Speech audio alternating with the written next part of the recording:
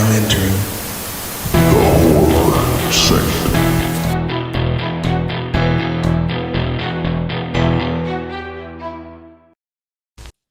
Hello, and welcome back to the Horror Sanctum podcast. I'm Smoke with Stack, Cornbread, and Delta Slim.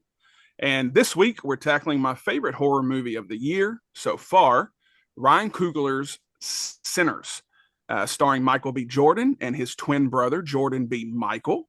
Now, there's no way that you haven't heard anything about this film, but just in case, trying to leave their troubled lives behind, twin brothers return to their Mississippi hometown to start again, only to discover that an even greater evil is waiting to welcome them back.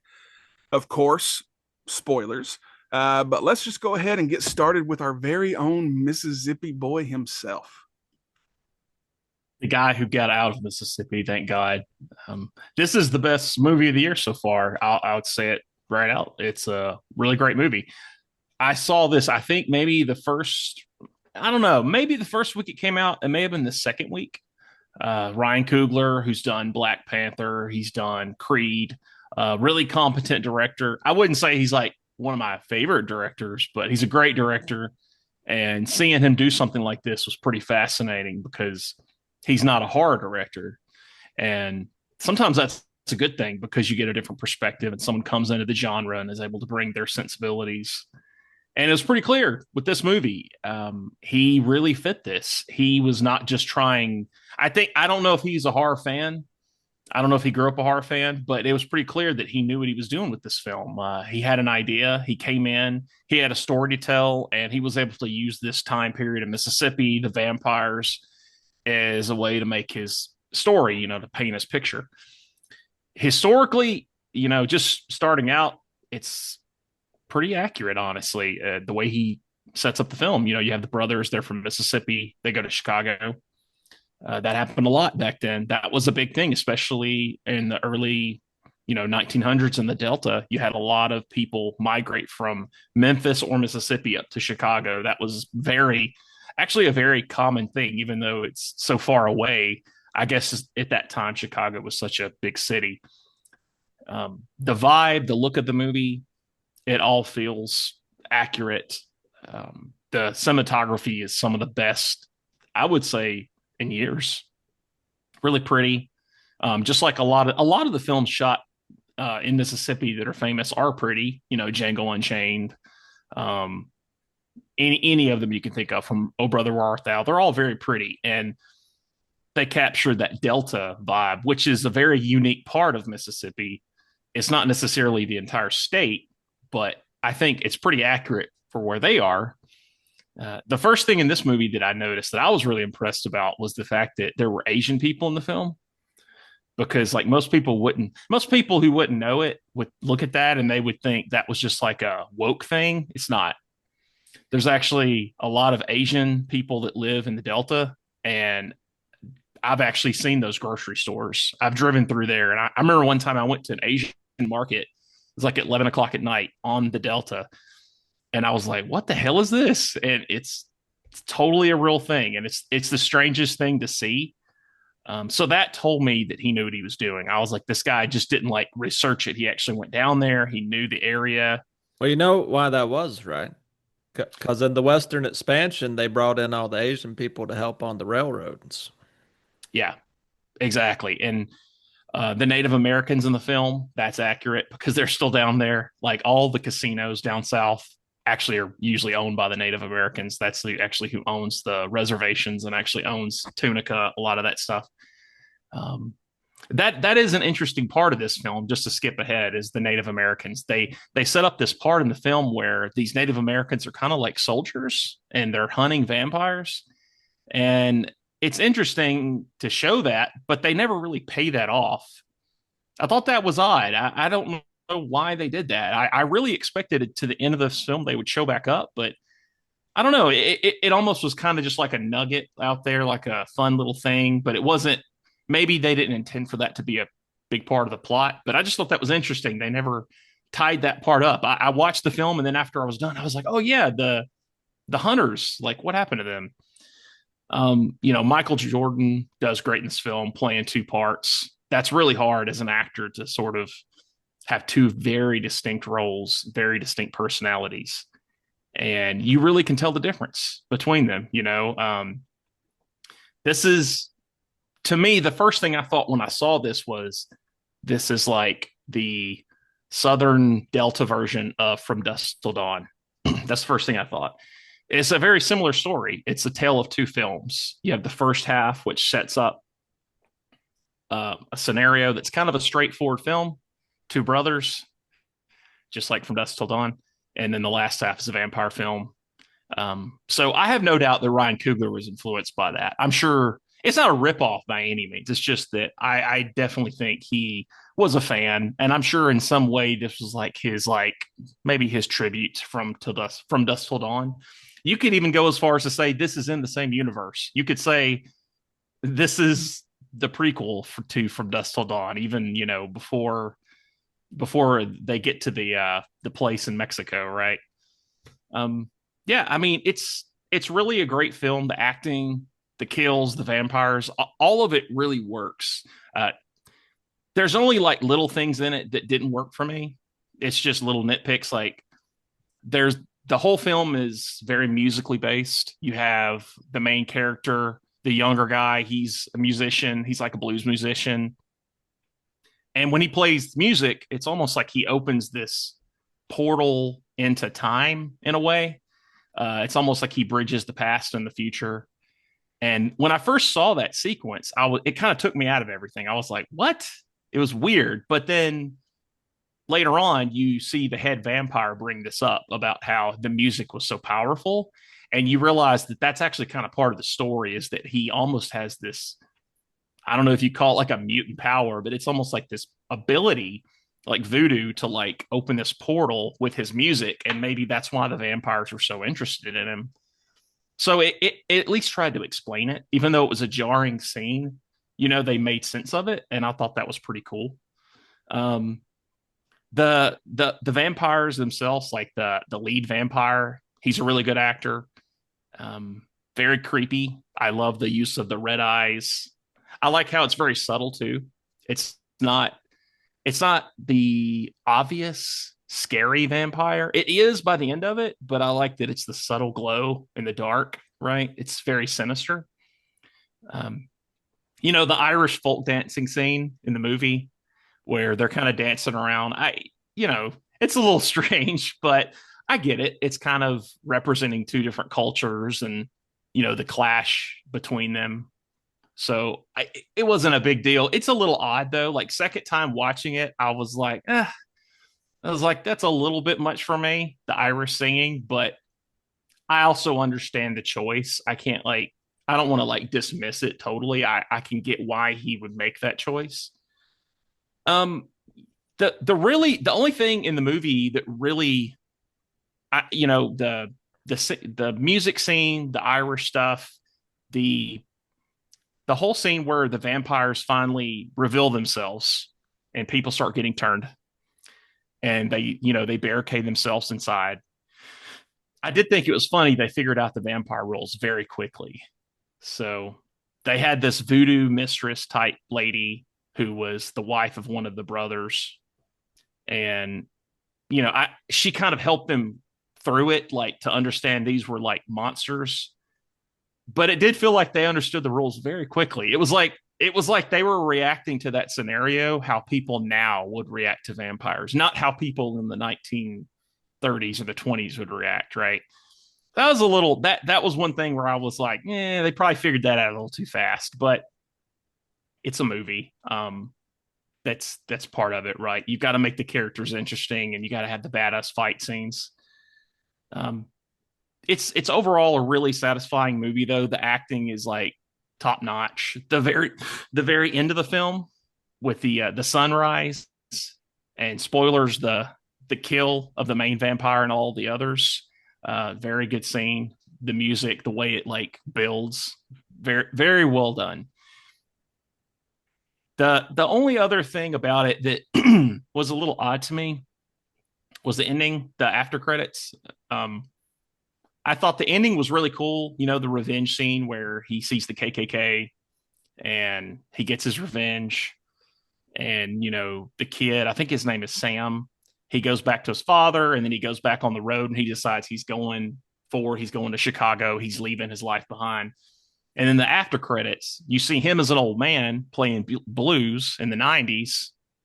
And then you see, surprise, two of the vampires are alive, and they walk in the bar, and they look like they're about to go on In Living Color or something. Like they've got the 90s outfit. That scene is a little strange because when I first saw it, the first thing I thought was, are they going to do something where the old man's going to like pull out double barrel shotguns and shoot them or something? But no, it was just kind of like a catch up scene between them. I think if it was me and I filmed that, I don't think I would have done all that. I think I would have had it to where he's playing blues music, but I would have just had it to where in the corner of his eye, he looks out the front door and you see the two come in and he sees them and it fades to black. That's what I would have done differently. I just would have stopped right there and then kind of leave you wondering what was going to happen, right? But overall, I think he wanted to be a more positive ending. That's why he did that, because the real ending is where he just demolishes the fucking KKK, which was amazing. Yeah. And that's my bad for forgetting which one got turned between Smoke and Stack. But Smoke. Okay. Stack got turned because Stack was the one with Haley Steinfeld. Smoke's the one who was going after his baby at the end. Right. So you didn't Correct, want Stack to die, right? You didn't even want Right. Haley Steinfeld to die. So I think that was him realizing that. And like, you know what? We need to keep something there. I think it would have been fine if he just ended with Preacher Boy just playing. Mhm. And like the whole credit scenes is just him playing. Then it cuts to black with, credits. And it's just a little mini concert. That would have been fine with me. I think they Yeah. could have two left if it had just said, let him in. And then he has the realization. And when he turns and looks, it goes to black. That's what I was thinking. That's exactly what I do. Yeah. And it's not even like it's a bad scene at all. It's like one of those things where as I was watching it, I was like, this is a little too long.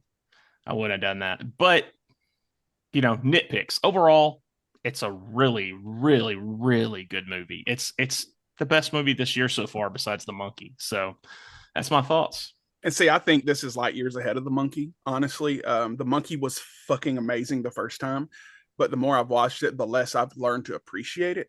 But my first thing in all my notes I have, and I took some while you were talking, my first thing is this movie better win some fucking Oscars. There is absolutely no reason for it not to win for costume design, production design, the music, just the whole barn burning scene. There's absolutely no reason for this not to be nominated. And Michael B. Jordan should at least be nominated for Best Actor. Yeah, and double role. Yeah, absolutely. So it's hoodoo, not voodoo. I did read up on that, and picking up on some of the things you said, John, before I get into my actual notes was, so they do learn everything awfully quick. That was one of my things too. But then when you watch it again, the Annie character, I forget her real name. I probably would butcher it anyways. The one that was with Smoke, she knew, she'd been practicing hoodoo forever. Also read Ryan Coogler and his wife researched and got like a doctor, someone who had a PhD in that studies, and brought them in as a consultant. Like he did his homework. So the only reason I let it slide that they learned and adapted so quickly is because of her. Because even when shit starts to hit the fan, she's right there saying, hey, don't let him in. Don't do this. Here's some garlic water. Swallow that shit down. She knew what was going on because she probably has seen it at some point in her life.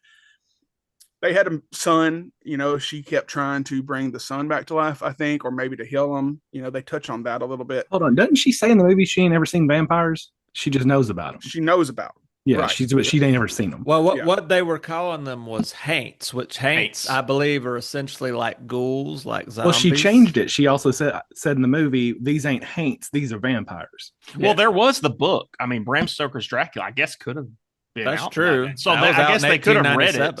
Yeah, I guess there's that. I chalked all that up just to her being familiar with the subject. I got my little Center's cup. I got my Center's popcorn bucket. I went and saw it opening night. I was reading some other things about it. So Michael B. Jordan actually enlisted twins to come on set to study them and watch them interact so he could, play. I mean, who does that? That's such a good idea and such a simple idea. So he did that. What was it? Delroy Lindo, Delta Slim. So the car ride, most of that was improvised, like him telling that story, which just shines a little bit of a brighter light on the movie that was already, soaking up the sun to me anyways. This movie did no wrong for me. Like I said already, the KKK ending is one of the most satisfying endings I've ever seen in my life. It also was kind of unsuspected. There is a point where they mention, he was just going to come kill y'all in the morning anyways. That was another thing. The Indian part, the Native American part, I think he wanted to introduce that just to let us know, hey, I know what I'm doing, right? But this movie also takes place in 24 hours? 48 maybe tops. So that's why we don't see the Native Americans again. Like they tried, like these white people are dumb as shit. Good luck to you. But they're probably still out there doing the Lord's work or whatever it is. Because I would have to assume if vampires are real, then other things are real too. So Wendigos are out there, werewolves, lichens, whatever it is. So they're probably pretty busy, right? You don't think it was a little bit of a social commentary? Oh, 100%. This whole movie was social comedy. Yeah, but with we took the Indians, the Native Americans land, the Irish vampires versus the African American Southerners, the whole, you know, there's a lot going on, I feel like, there with all those different things. Maybe they were like, okay, hell with it. We did what we could do, and now they'll have to figure it out. Yeah, and that's Coogler's way, right? Like I think Fruitville Station was his first film with Michael B. Jordan. Michael B. Jordan's been in every one of his movies. I don't think he was in Black Panther 2, but his spirit was there, right? Like we know he's there. So, they're Tim Burton and Johnny Depp, just a little less weird and more socially aware. The barn burner music scene. I thought it was weird. But when I stepped back and looked at it, I thought it was beautiful. Like you said, John, this guy's a mutant, whatever. He has this power to bring out spirits of the past, present, and future when he plays, which is what the vampire wants. So he can see everyone that he's seen, in his life that's past. It got weird for me when it was like more the future stuff, right? Like the guy with the futuristic guitar player, the DJs. But when I took a beat and looked at him, it makes sense though, because we are conjuring the future, and that's the future, that's the present, that's for our present, right? So I really like that scene and how it literally turned into a barn burner. I thought that was fantastic. I feel bad for Cornbread. My guy, you did not have to go that far to take a leak. I'm sorry, you went too far. But him coming back was one of my favorite scenes in the movie too, like them not letting them in. And it's been weeks, but the scene of them standing on the inside looking at Cornbread, and I sent it to you guys. I said, if I send you this, it means you're not invited. Like, I loved every second of that. Michael B. Jordan is always amazing. He was amazing ×2 in this as Smoke and Stack. He's so good. Tell me one thing Michael B. Jordan's been in that was questionable. That's not, from his early. I mean, he was even great in The Wire when he was just a kid. Like, he's just amazing. He was a kid Fantastic in Four? The Chronicle. What would you say, Killen? Fantastic Four. Yeah, that was a terrible Not movie. his fault. That was a terrible movie. He was great. I never watched that one. Oh, Yeah. don't. Don't. He was fine. It was just a bad movie. Yeah. Squirrel. Have you seen the new trailer for the new Fantastic Four? Ben Yep. Grimm has a beard and people are losing their shit, but he has a beard in the comic books. Right. Like his I've rocks. seen that are the picture Yeah. of the beard. He looks kind of cool like that, right? But everybody's giving that shit just like they're giving Superman shit because they're doing comic accurate, like, a dog, no way. So, anyways, we're not talking about that yet. So, it was the scenes in the beginning. I forget what size film. It was supposed to be shot on 16 millimeter, and I forget what he ended up shooting it on. But those long shots in the cotton fields and then like the sunset or the sunrise at the end, though, it is such a beautiful movie. That's another Oscar nomination right there for cinematography. And if you don't do it, you're racist. Period. Because there's no reason. Like, I know horror movies get the shaft a lot, in awards. But tell me a movie you've seen, a horror movie in recent memory that you would go to bat for to win an Oscar. There's not a lot. This is one of them, like 110%. So that was my biggest thing. It's like, even watching it, like I'm sitting there, I'm like, this is so good. And it was so different. And like when I read about it, Ryan Coogler making this horror movie with Michael B. Jordan, I'm like, okay. And there are some questionable scenes, but again, it's not our culture either. Like, I was going to say that in the beginning, and I forgot. I'm like, we're going to talk about Sinners, and we've gathered the 4 whitest people I know to get together and talk about it, right? Like, there's that culture that we don't understand. But it had it all. It had revenge, redemption, a little blaxploitation in there, romance. It's almost a musical. Like, it had it all. So you guys already know how I feel about it. That's all my notes. Kellen? So yeah, 2025 Sinners, 2 hours and 17 minutes, and a 97% on Rotten Tomato for critics, 96 for fans. So pretty close together. And this movie has a lot of issues. So bear with me. I see the faces. Just bear with me. This is vampire version of Invasion of the Body Snatchers. That's what this is. The hive mind mentality. I never like that. I never get that. I think it's dumb. I think they didn't do a good job with the vampire lore, just because they said there's a moment where the guy's sitting there nomming on the guy they drug outside. I guess he was like a red shirt in Star Trek. He wasn't anybody in the movie. They just threw him outside and then found out he was fine. And then he's nomming. I was like, oh, he's just hungry. So are they eating them, or are they just turning them? They didn't really establish what the vampire's goal was, other than he's just going to turn everybody and make it a peaceful world like an Invasion of the Body Snatchers. Then why even make the comment that, oh, he's just hungry? So that was kind of dumb. The Irish jig scene, you can defend it however you want. It's stupid. It doesn't belong in this movie. It's almost Twilight-esque at how campy. It's a little too far. I agree. That whole scene was. It's The blue scene, I I get that. I get that. And that's brilliant. That is brilliant. You can't, I will die on that hill. The scene where he starts singing and you start seeing the different eras of Black music coming to life, the different dance styles and everything. That's gorgeous. That's such a brilliant way to maybe expose people to the history of Black music, to that cultural scene, the hip hop and R&B of the 80s and 90s, the street performers, Boys to Men, they would sing on the street corner, and that's how they get noticed. You had Sugar Hill Gang, which was just a group of friends who used to just rap together. That and so showing the evolution almost of Black culture through music is so beautifully done and so well done, that when you see the Irish jig scene and the guy's doing the little Michael Flatley Lord of the Dance legs in the middle of a circle of all the people that he's turned, which, by the way, he turned a lot of people incredibly fast. I guess the hive mind thing, but that just kind of takes you out of the movie for a minute, because like, why are we watching him do it? He literally just said earlier how much he loves the blues, and then they play bluegrass, and they said this is a blues bar, and then they play bluegrass inside, and then he's doing an Irish jig while they're all singing Irish hymns or whatever outside. That just didn't fit with the movie and the flow for me.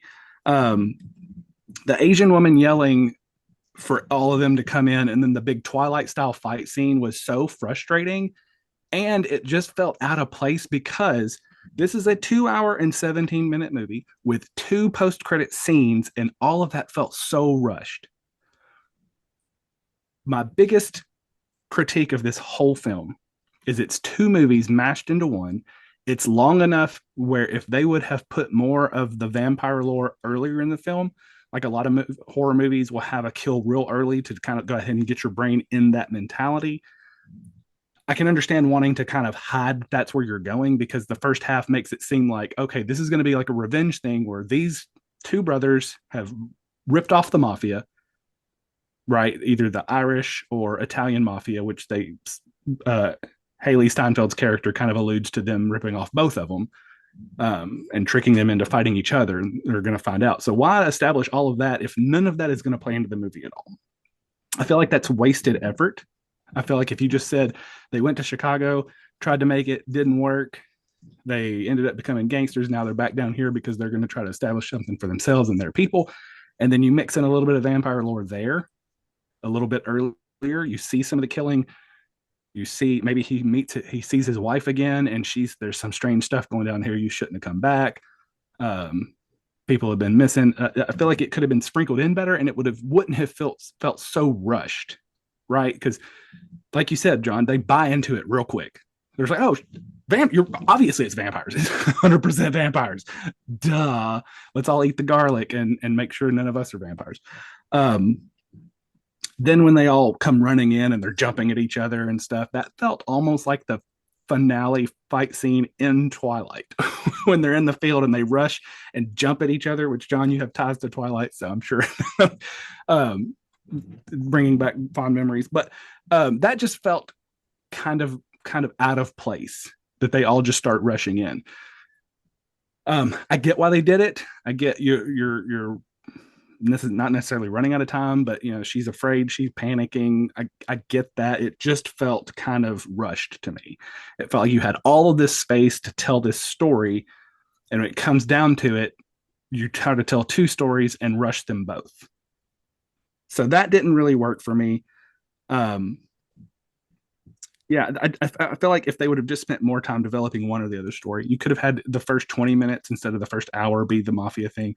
You could have had more of the movie being towards leading to, because you have the whole Native American scene, and like you said, John, that never pays off. You have the Native Americans show up.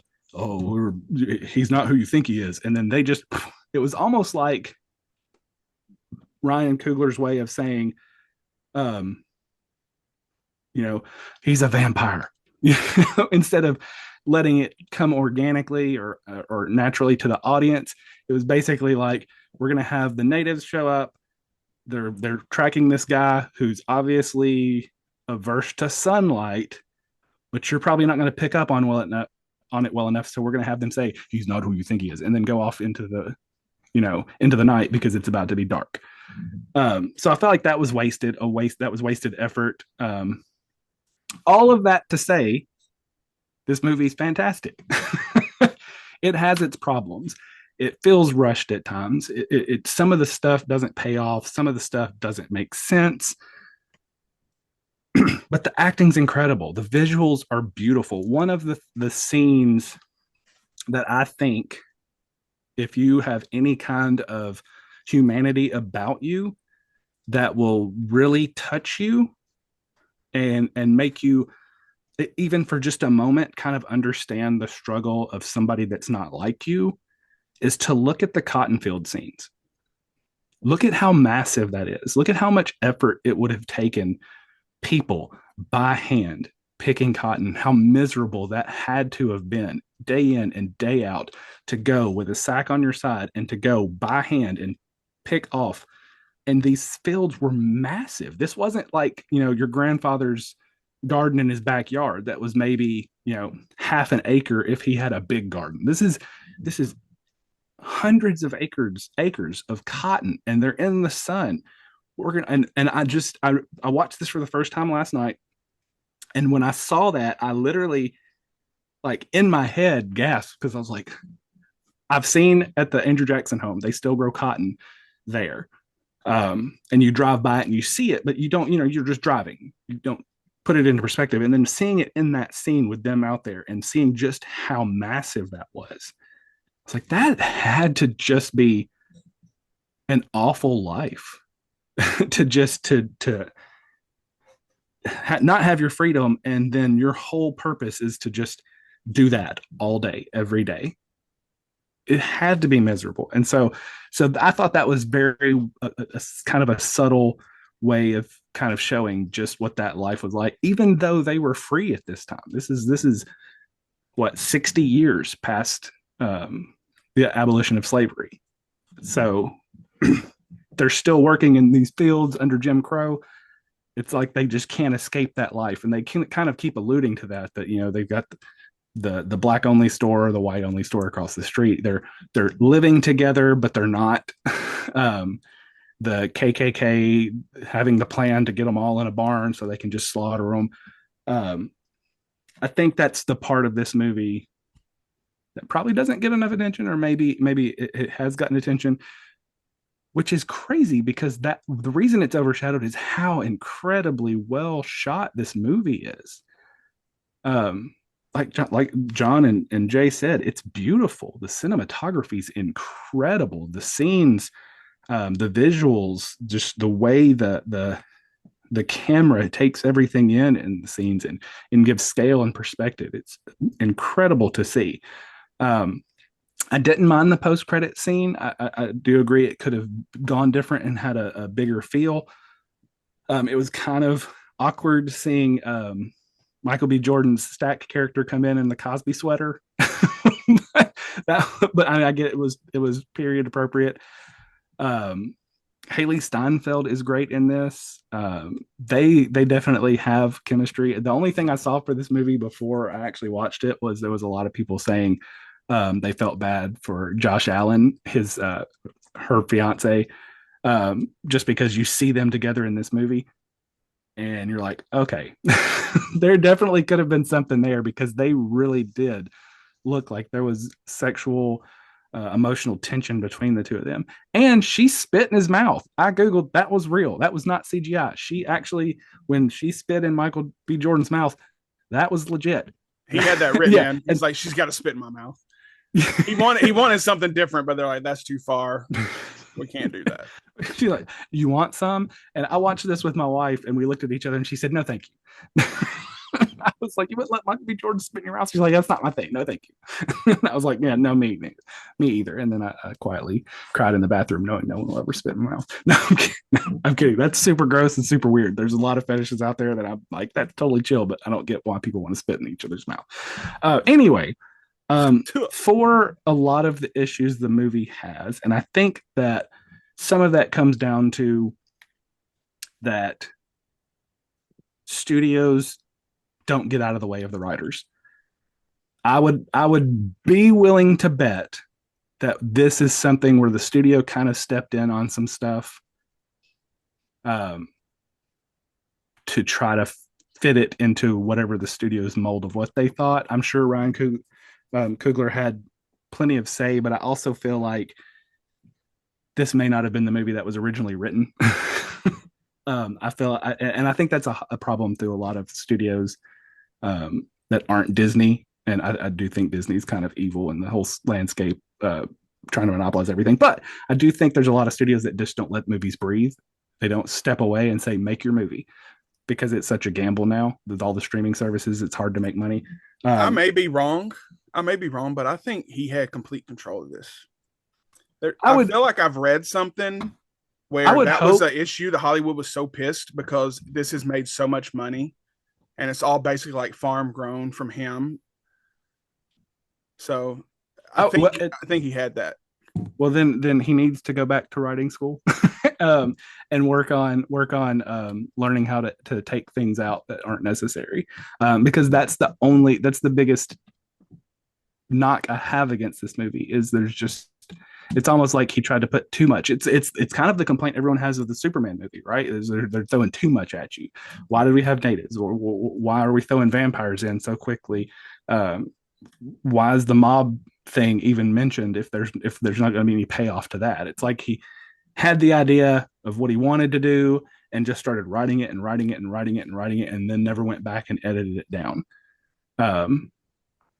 All that to say, it's still a great movie. The acting's incredible throughout. And the last thing I'll say, and I'll turn it over to you, TJ, other than Haley Steinfeld and Michael B. Jordan, this is the most realistic cast I've seen recently, as far as these are just normal people. This is not Real World season 10, where it's nothing but heartthrobs and half naked attractive women. This is just, these are the people that we think fit the time period. These are normal looking people going through an incredibly intense, incredibly scary situation. And I applaud them for that. Instead of just trying to get big names, big stars, super attractive people to draw them in, they let Michael B. Jordan, Haley Steinfeld kind of have the spotlight, but then the supporting cast is just great actors. They're not worried about them being, the attractive draw. They just wanted really good people in the position. Delroy Lindo, Omar Benson, they've been in a ton of stuff. They're always great in everything you see them in. Wunmi Musaku, she was fantastic as well. And I did Google how to say her name. I saw a YouTube video.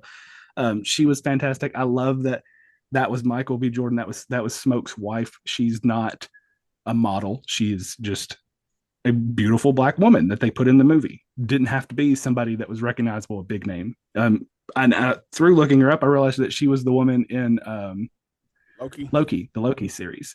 Yeah. So yeah, for all of the faults, just like I said, just trying to pick it apart because I know that it is such a well-received movie and it's so big, and I probably watched it a little more hypercritical than I would have if I'd have just gone in to watch it. All of that to say, this is still a fantastic movie, and I do agree it's probably one of, if not the best movie of 2025. He Coogler, I was reading, he also fought to have the rights to this film, so he owns this film. He owns the rights to it.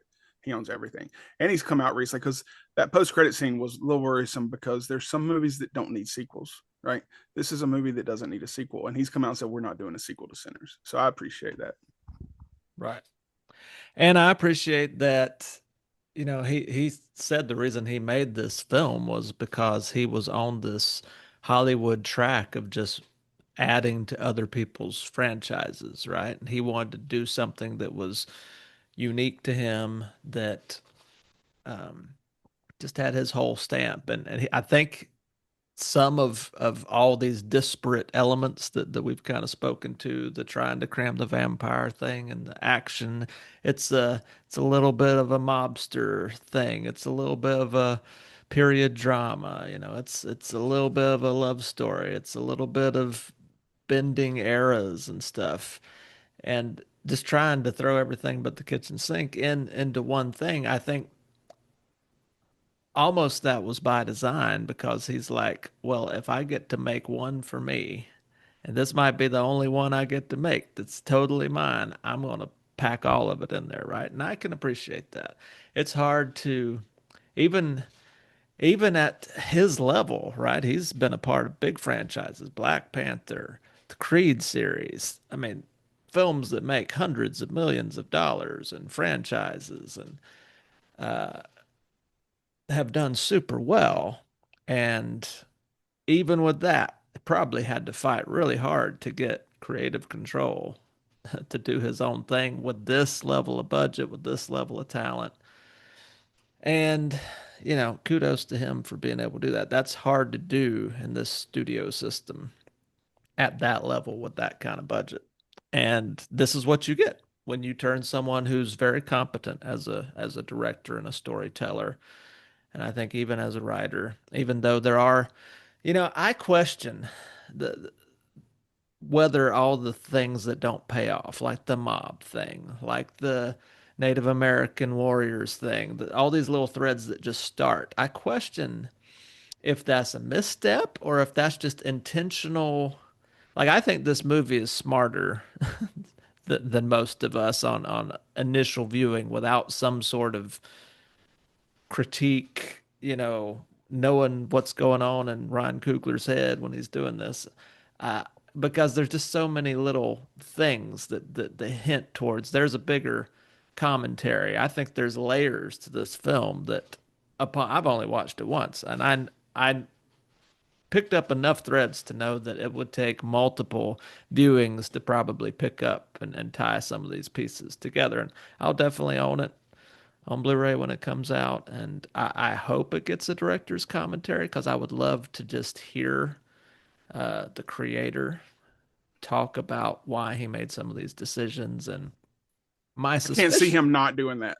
right? I feel like he would fight for that, and I look forward to hearing him talk. I did listen to when they were doing the promo tour before the film come out. He did like a 2-hour WTF podcast with Mark Maron that made me very excited for this, and just kind of talked about his career up to that point and what led him to this, but not talking a lot. Obviously, they didn't want to spoil anything.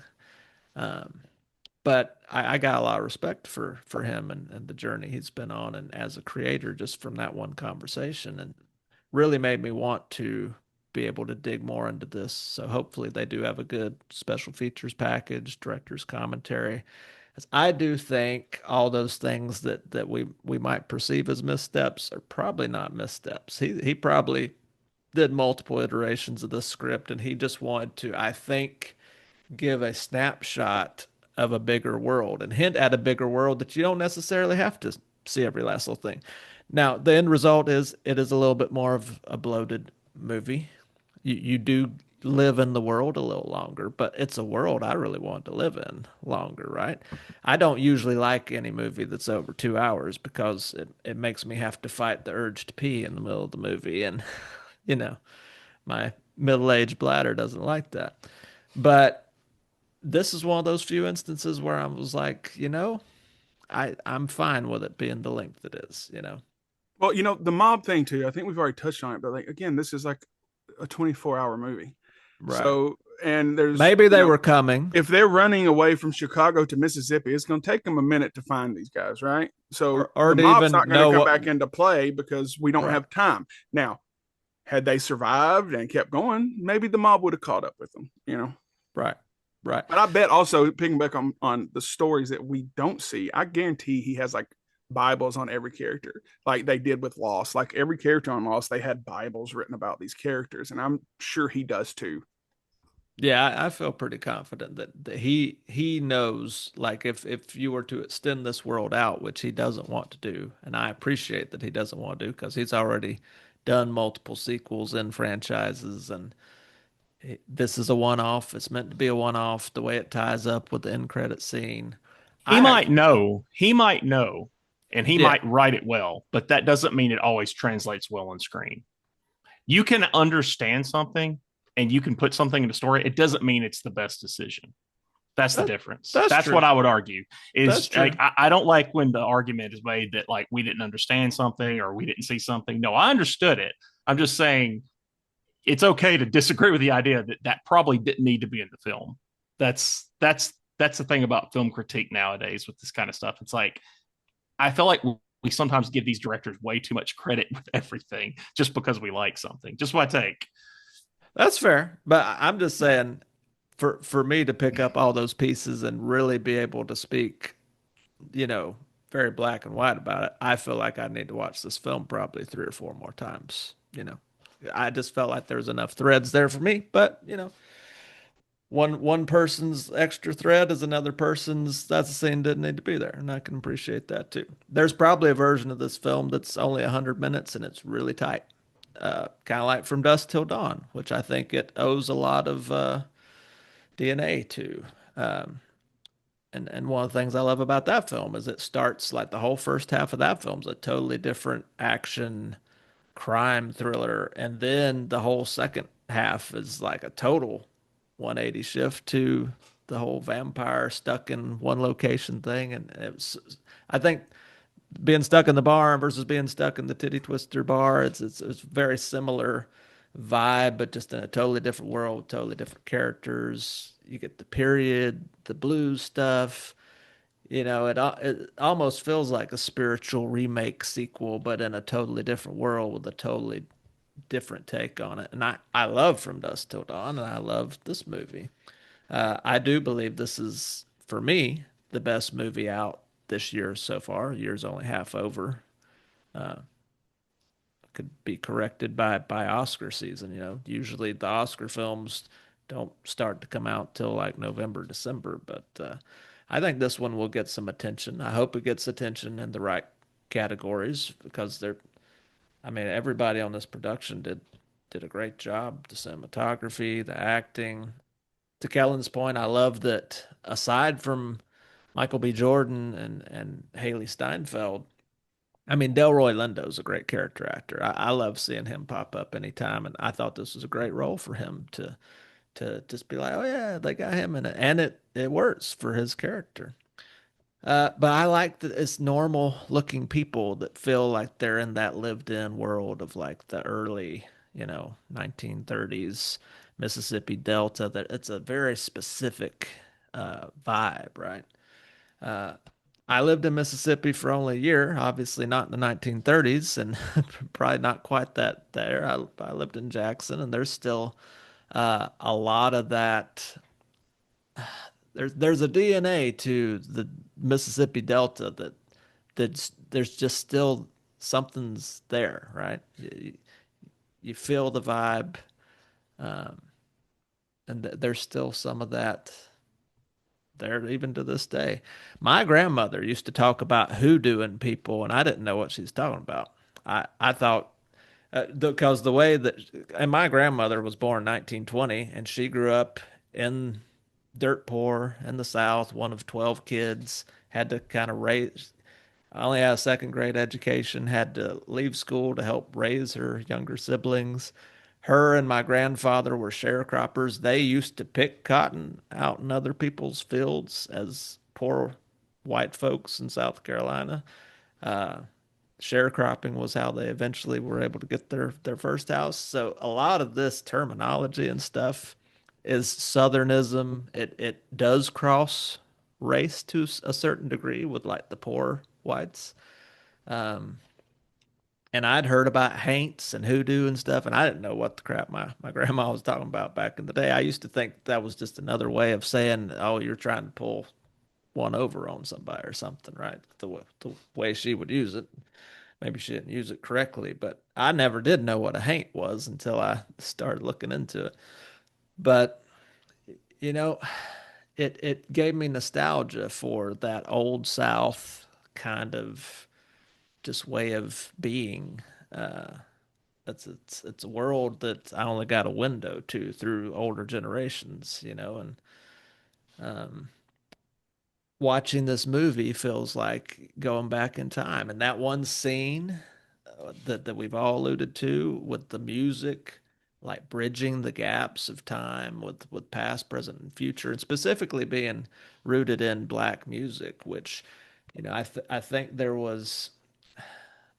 Yes, the Irish music and stuff did feel a little jarring, but the same influences created like when Irish folk music met African beats, you got the birth of the blues, but you also got the birth of bluegrass and country music, and they kind of started in the same area, the Mississippi Delta, uh, the the hills of Tennessee. I mean, it was in the South, and they just kind of bifurcated into two different ways and expressions of being with two different cultures, but it's storytelling music, right? And it's the way two different cultures tell their stories. And blues is a, and country and bluegrass and old Irish folk tales, they're mostly tragedies. This film is a tragedy. It's a tragedy that has a happy little stamp at the end with that post-credit scene. I personally really like the post-credit scene. I think it's a fine movie with or without it, but it gave me just enough of like being with those characters again and being like, okay, I see what you did there. I like it. Could you argue it's a little too long, unnecessary? Yeah, I think it's a good movie without it, but I liked the little extra. But man, it's not a perfect movie, but it's so well done. It's so well acted. I consider this movie more of a drama than I do a horror film, even for all the horror in it. And I think that's why it could get some Oscar buzz because, there is a tendency towards wanting to award things for dramatic acting more than genre staples, right? So you kind of have to walk that fine balance if you're trying to make an awards movie, which I don't necessarily think Ryan Coogler was necessarily trying to make an awards movie. I just think he tried to make a genre bending movie very well. And I think he did. And I love it. It's my favorite movie of this year. It's going to be tough to top for me. That's what I Yeah, say. it is gonna be tough to top. I was thinking about last year, and I'm like, oh, Late Night with the Devil, number one with a bullet. Oh, Heretic, number one with a bullet, and then you go back and forth on those two. So I'm sure there'll be something else that piques our interest this year. I did have a quick, I think I text everybody in the group, but like, so I made Lindsay watch this. So I think I've seen it 3 times now. But when I watched it with her, the post-credit scene at the bar, there's a chunkier African-American guy playing guitar behind him. I said, I think that's Kingfish. I couldn't think of his name. So his name's Chris Stone Ingram. Chris Stone Kingfish Ingram. He's a musician. So literally the next night, Lindsay goes to a show. There's a special secret guest, and it's Kingfish Ingram, and he comes out and plays. Like I thought, I like. There's a show called Hellier I watched. If no one's seen it, I highly recommend it. It's about goblins in the caves of Kentucky, and as ridiculous as that sounds, there's an episode where they're out on a porch with whatever machines there are, like picking up sounds and things, and they go into a cave. This is stuff I used to do as a kid in middle school and high school. I go out and try to scare myself. So that episode alone sucked me in. But they talk about synchronicities, and I think that was a synchronicity. I watched that. Oh, I think that's Kingfish. Oh, it is. Oh, next night. Oh, Kingfish on stage. Thought that was kind of neat. But anyways, we'll give our rankings, close up shop. John? I didn't even think about the creative control thing now that y'all talked about it. It's interesting. There's things in the movie that you could think maybe the studio pushed. I don't know. I mean, it's like as cool as the KKK thing was, that was a really fun scene. I like that happened. It's like it does make you think like that could have been a studio thing where they're like, that'd be a cool, But then again, that could also just be like something he wanted to put in the movie, So that is an interesting idea. I never thought about that. It reminded me of Inglorious Bastards and the Hitler killing scene. Right. Yeah, it's kind of like that. Yeah, this and From Dusk Till Dawn are like the two that I think of. I think From Dusk Till Dawn, I will probably, I love it more. I'll watch it more. I'll definitely watch this again. I'll buy the movie, but I think From Dusk Till Dawn, it just a bit for me, not because it's a better quality movie, but because it's just fun. I think with horror, I've learned as I've gotten older, a little bit of comedy and fun in there. It just tweaks it. It just turns it up for me, my preference. It's just a preference thing. But they both have something in common. They're both 4-star movies. This is a 4-star movie. The comic relief was at the end when he blew away all the KKK. Yeah, it kind of was. Yeah, that's right. Yeah. So, I'm sorry. You said 4? 4 stars. 4-star movie. Absolutely. I'll take it. Absolutely. Kellen? Yeah. I like I said, I think maybe it was John that said bloated. I do think maybe he just had too many ideas that he wanted to get out. If he did have creative control, then maybe that was the problem. Is he had a bunch of things in his head that he wanted to get out and put on the screen. And for me, like I said, I felt like that time could have been better used to really make the story meatier, so that it doesn't feel rushed at times. All that aside, I agree with John. That's a 4-star film. I'm so blown away after everything you said, and you gave it 4.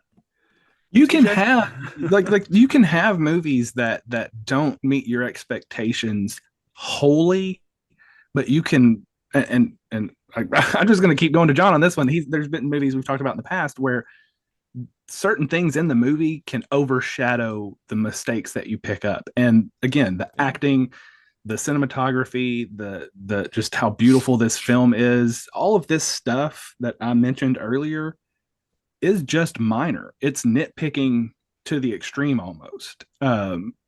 And it doesn't take away from the movie. The only scene that takes away from the movie is the Irish jig scene, because it just feels so out of place and so almost goofy. It was almost like for the film, like, hey, they're about to do an Irish jig. If you want to go to the bathroom and grab some popcorn, it's not important to the film. But that still doesn't take away from how great the film is on the whole. So I think 4 is absolutely fair. Oh, you're completely right. It's just reversed, right? Usually it's The Faculty's a 5-star movie to me, but it's not to hardly anyone else, right? But you rarely give 4s, you son of a bitch. So I'm sitting here like it's going to be a 3, it's going to be a 3.5, but you gave it a 4. So it's hard to take away from Michael B. Jordan playing 2 characters so incredibly well, and for him to do a Southern accent. There was only one time in the movie where it slipped and he kind of messed up a word, and I was like, I've talked to my wife about this before. I think of all of the accents in the country, the Southern is one of the hardest if you're not from here, just because there's so much nuance in the way words are said. We don't talk as slow as people say in the movies when they try to do Southern. Like Andy from The Office always comes to mind. You want to have a Southern draw like molasses. We don't talk that slow in general. So that's a common misconception. So I think he did a great job. Minus, like I said, I heard one word where I was like, look, yep, flub that one up. Oh yeah, I And he's still totally amazing agree. through this whole movie. But he's still amazing through this whole movie and playing two characters. And this is something that I said when I was talking about it after. He played two characters that were wearing different hats, almost as like, this is Smoke, this is Stack. You could have completely dressed them identical and you could have told who was who because the way he played them both nuanced as different people. You know, they're twins, but the voice, there was a difference in the voice, there was a difference in the approach, the way they talk, the way they act. That's phenomenal. Like, and I agree with TJ. He should absolutely be rewarded by at least an Oscar nomination for this role. So Right. yeah, 4 stars. I've always, I've known several sets of twins in my life, and I've always been able to tell them apart. Is anybody else like that? For the most part, if you know them, you can. Now we have doctors. We have a set of twin doctors at my office now that I kind of can get confused because I just don't see them that often. But if you see them often enough, like you can pick up. But There's yeah, he usually played, a pretty definitively different personalities between the two. Yeah. But I think his acting there is why he brought in twins to consult like that. Like I said earlier, that was just a genius idea because, a lot of times you do think about twins as being on the same wavelength and sharing a brain, and you hurt one, the other feels it, stuff like that. So I like that you could definitely tell them apart regardless of what colors they were wearing. TJ?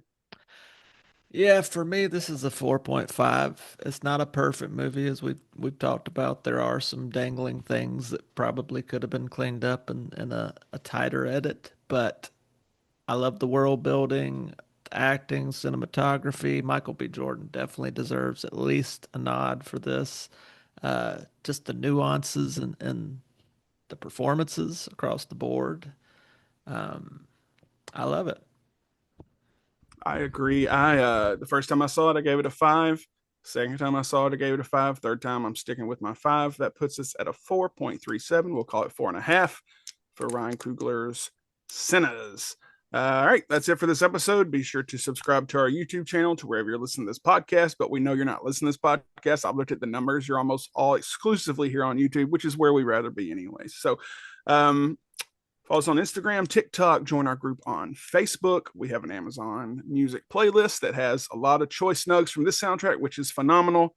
So go check all that out. Come back next week. I'm not quite sure what we'll be talking about, but I'm sure it'll be fun. So signing off, I'm Jay with John, Kellen, and TJ. And until next time, Keep it spooky.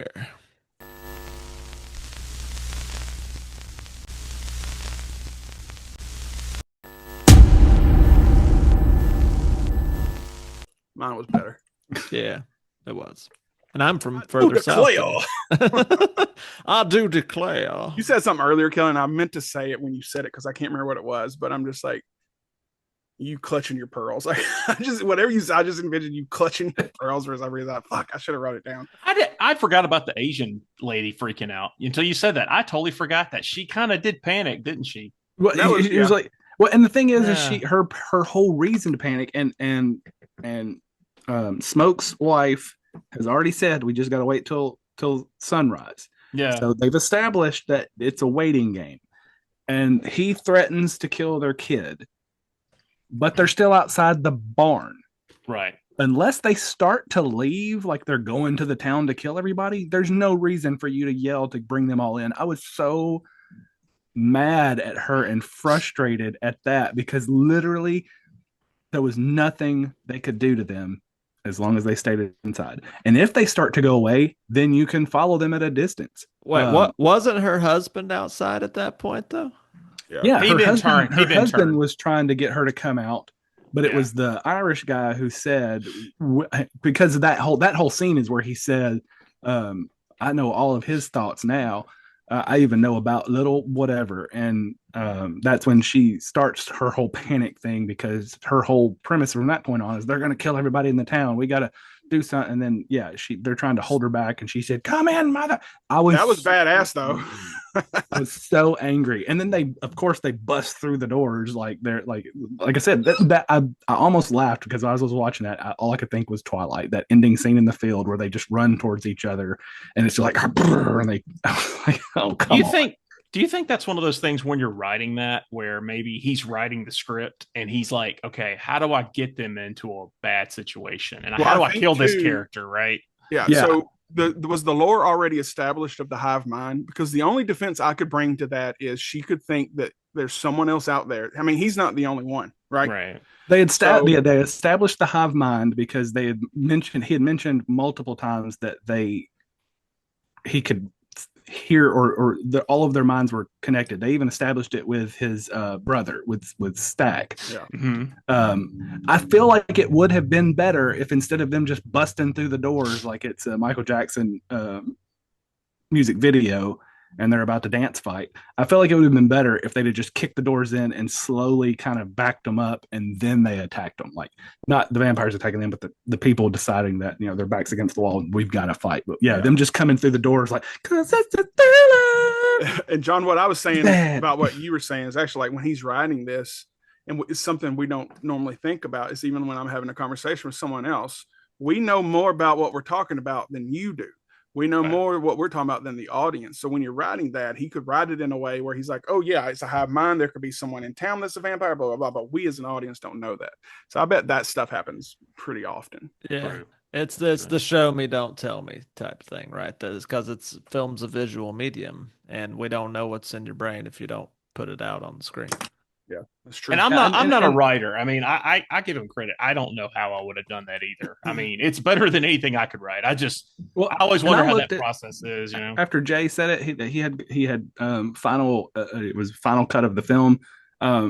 It may just come down to a thing where he's like, well, this is my chance to just put all of this out there, and I'm gonna put everything in that I can put in since I have control over this.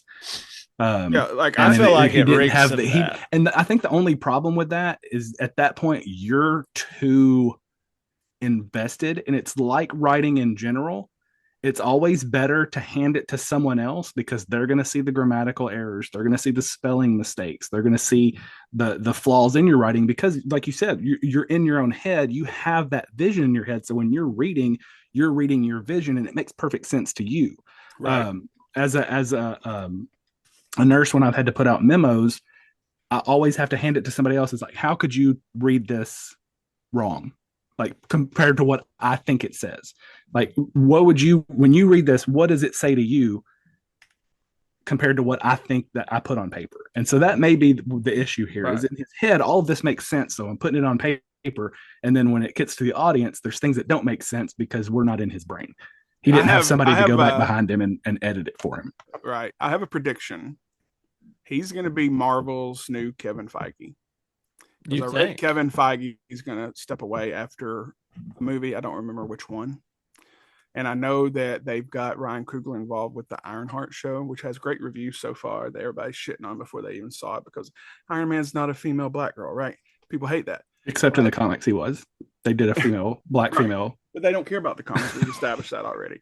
But I feel like they were talking to him about Blade. I think he stepped away from Blade to make Sinners. But now Blade's kind of getting back to the table. But I think he's going to have a big impact on Marvel. Was Mahershala still? They've been delaying that for years. Yeah. He said he's ready. He's just waiting on everybody else. I don't know what the problem is. I'd be interested in that coming out eventually. Like what happened behind the scenes of that. But because Aubrey Plaza was going to be in it, Mia Goth, which I think I read originally or earlier that she was kind of hard to work with. That was part of it. But this would have been a great Blade movie from the point of him being in the barn with them and him being the one to know who the vampires were. And then when they all surround them, you have the fight scene with Blade killing everybody. I think maybe awesome. That was a little inspiration. Yeah. Why not?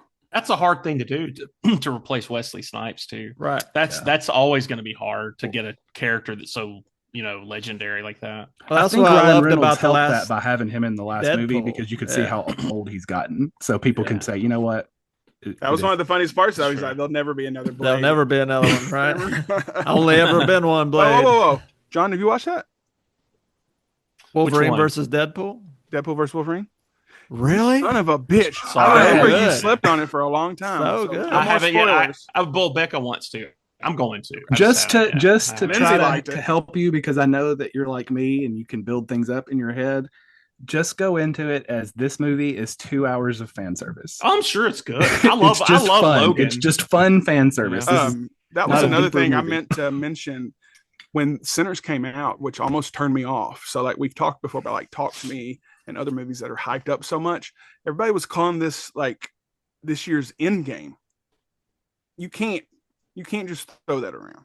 You cannot throw Endgame around, because even to this day, to this second, when I see Cap get that hammer, I still get chills. Endgame You was know? 10 years of work. This was a Right. build up. Well, This was That like, was, I know, like I'm like, what?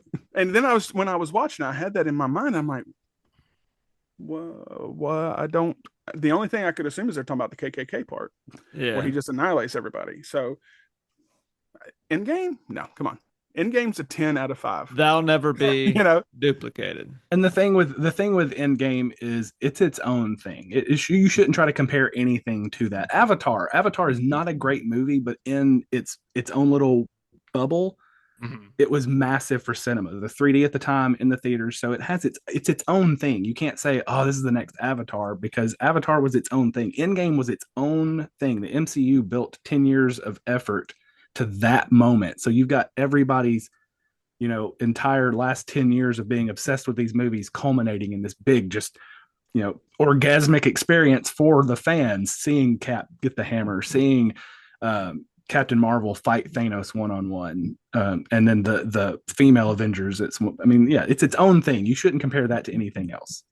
It's like Avatar comparing is anything to Citizen Kane. Citizen Kane is its own thing. In cinema. Avatar is the cinematic Beatles.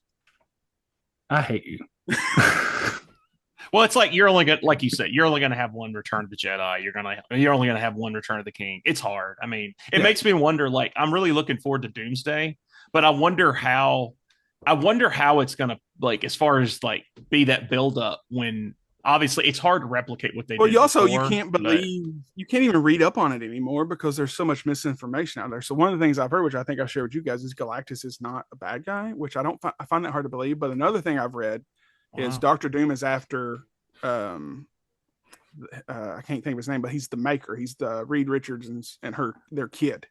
And he's the maker, is one of the most powerful mutants out there. And Doom's trying to get him for some reason. So I don't know. But Doom is Tony Stark, right? Well, it's a variant universe. Yeah, they're using that multiverse to the nth degree. They might be bringing Jonathan Majors back too. I keep seeing that. So I'm here for it. Bring him back. He was a great actor. Anybody else see Lovecraft Country? It's fantastic. I think like one episode out of order, but it looked interesting. Well, it's such a weird show. If you watch out of order, nothing will make sense anymore. Right. So. I actually read the book. It's pretty good, but he was good in it. So bring him back as Kang, at least for a little bit, and have Doom just come and fucking annihilate him, and then you're like, oh shit, like we know what happened, but like from the cinematic standpoint, oh, Kang has all these variants. Doom came in and like fucking wiped him out like that. Doom is legit because they came out swinging with Thanos in the Infinity Gauntlet. Like that's going to be fucking hard to overcome any of that, even get close to it. And that's what we've seen so far with Marvel since Endgame, is the numbers are going down, the quality to some degree is going down. So, but James Gunn said that they had to put out X amount of shows and X amount of movies a year, like Marvel executives made them, or Disney executives. And that's part of the reason he likes about DC now, is he's like, I don't have deadlines. Right. So I think they try to sandwich too much stuff in.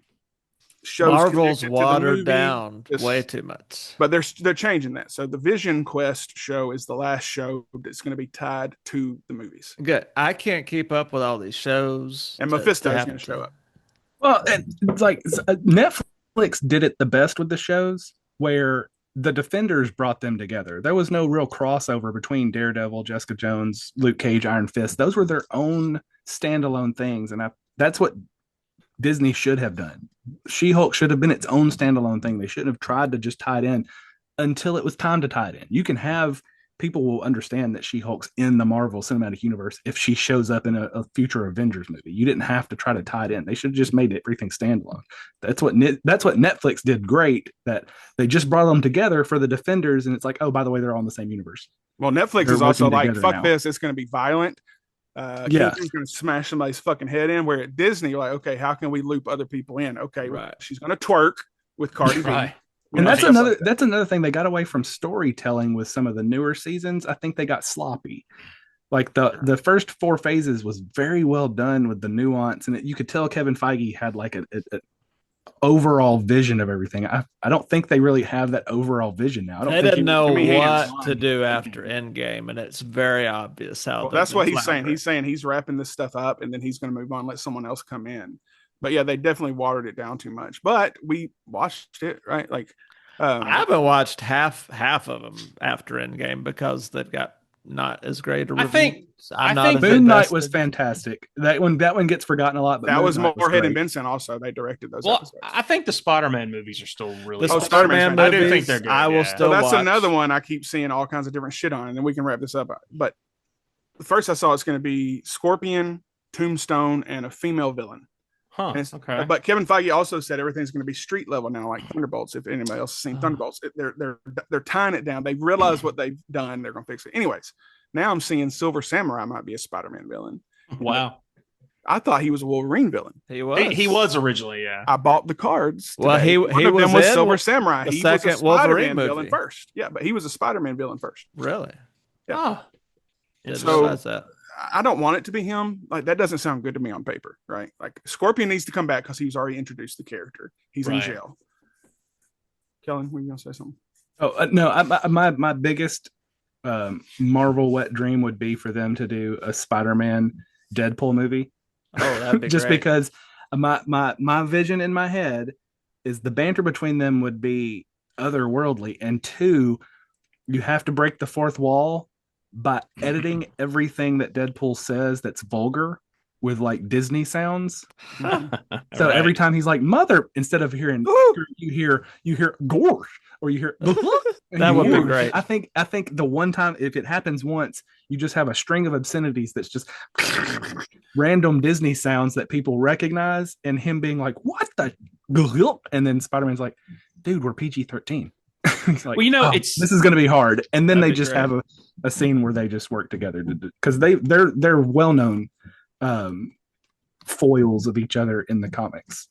Well, they sat on X-Men for a long time. I think they got the rights 2016 or 2017, and I know that's hard, but I really think they have waited so long. And I get it, but I would have pulled the trigger faster on X-Men. Like that's a bread and butter franchise. How far was Dark you know? Phoenix? How many years ago was Dark Phoenix?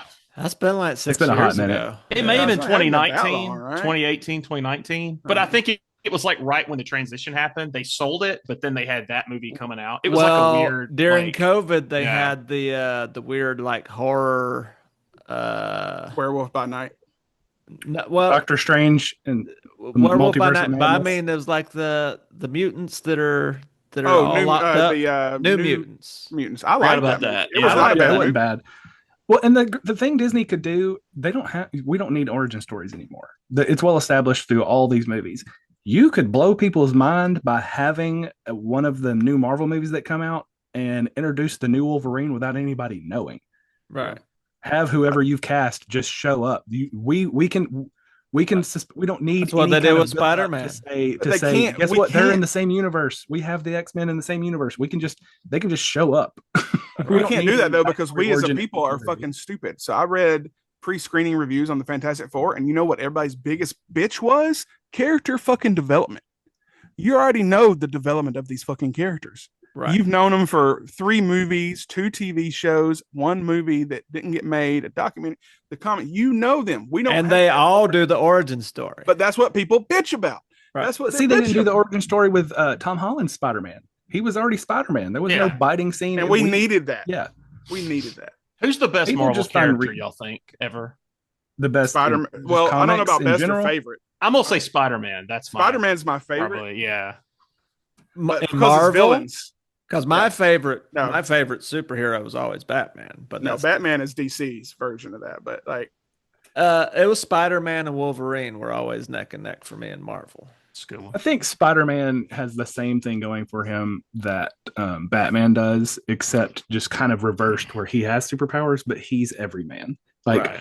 Like He's not as Batman works brooding. because Batman's just a guy. He's a billionaire with But he's like a ninja, expert which training I also and love really big ninjas. brain, but he's still a normal guy. You shoot him, he's dead. He's not dodging bullets. Spider-Man's kind of the same way. Is he's a kid. He's trying to learn who he is while fighting some of the most dangerous people in the world, and he's hilarious. Jeremy Allen White was the name I've seen attached to Wolverine most recently. I've seen that too. Wow. Okay, that's cool. That wouldn't be terrible, and Interesting, he's yeah. more comic accurate than Hugh Jackman was, even though Hugh Jackman will always be Wolverine. Right. That's interesting. Casting. Wolverine's like That'd be kinda 5'4". Well, Yeah, he's a tiny guy. it's hard to tell if it's real or not because Zac Efron was it's just the internet now, and Facebook deleted fact checkers, so anybody can say whatever they want. But that was the last thing I saw. Have you seen the preview for him as Bruce Springsteen? Mm-mm. Yeah, he's a Springsteen biopic. Looks pretty good. List of movies I will never watch because I can't stand Bruce Springsteen. I could give two shits about him myself. I don't like any of his music. I don't like his voice. I don't like how. Is that your Red Hot Chili Peppers? It may be. Like, It may be. No, Green Bruce Day is his Springsteen- Red Hot Chili Peppers. I've No, never Green really Day I got the absolutely Springsteen. hate because you tell me where that accent came from. Also, Billy Joe Four Armstrong. You Non-Blondes tell me are- why you sing like that. You do not have a British accent, but you sing like you do. Shut the fuck up. I'm gonna get us tickets to Four Non-Blondes. They're coming to town. I would rather gouge my ears out through my eyeballs than go to a Four Non. They're opening for Dave Matthews. I would show up in time to hear what's going on, and then I'd be like, They're give like, her I saw- double fingers, and then I saw find my Killing at a Four Non-Blonde show last night. I swear to God.